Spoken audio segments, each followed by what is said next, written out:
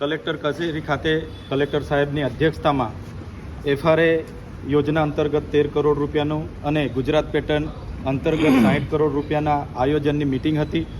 આ મિટિંગમાં અગાઉ અમે જે પણ પ્રકારના કામો આપ્યા હતા એ કામો કાઢી નાખવામાં આવ્યા છે અને કેટલાક અધિકારીઓએ બહારના NGO કોન્ટ્રાક્ટરો સાથે મળીને બિનજરૂરી કામો મંજૂર કરી દીધા છે. ત્યારે એમાં અમે વિરોધ દર્શાવ્યો છે અને આવનારા દિવસોમાં જો લોક ઉપયોગી કામોનો સમાવેશ કરવામાં નહીં આવશે તો કલેક્ટર કચેરી ખાતે ધરણા પ્રદર્શન અને આંદોલનો પણ થશે અને ગુજરાત સરકારના માન્ય મુખ્યમંત્રીશ્રી અને પ્રભારી મંત્રીશ્રી સુધી આ મુદ્દો લઈને અમે જઈશું.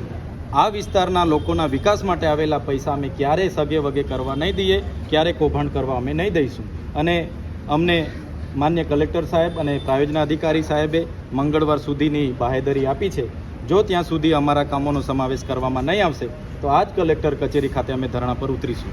ખાસ કરીને ગઈકાલે જ મનસુખ વસાવાએ સ્કૂલ ખાતમુહૂર્તમાં ભવનમાં હાડકા નાખવાની વાત કરી છે.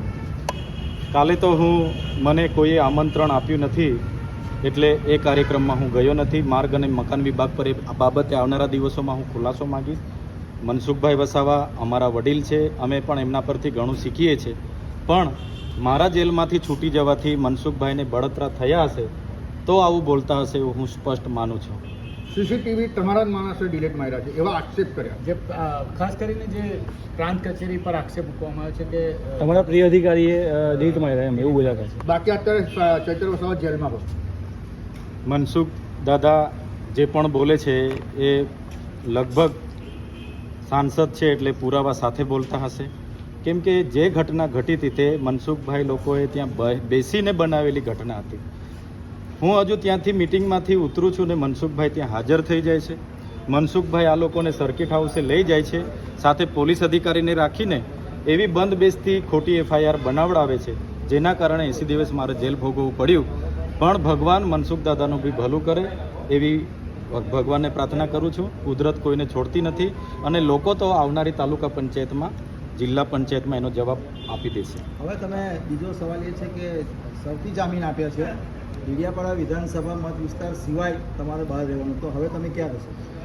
હું હાલમાં મારે તો રાજપીપળા ભરૂચ કે આટલામાં બીજું કોઈ મકાન છે નથી. મારું ગામમાં જ મારું ઘર છે. તો હાલમાં ભાડેનું મકાન મેં હોધું છું. આજે પણ મેં ધારાસભ્ય સાહેબને પણ દર્શનાબેનને પણ કીધું કોઈ મકાન હોય તો કહેજો, અહીંયા જ મારે રહેવાનું છે. ત્યારે મકાન મળશે તો હું રાજપીપળા ખાતે જ રહેવાનું છું.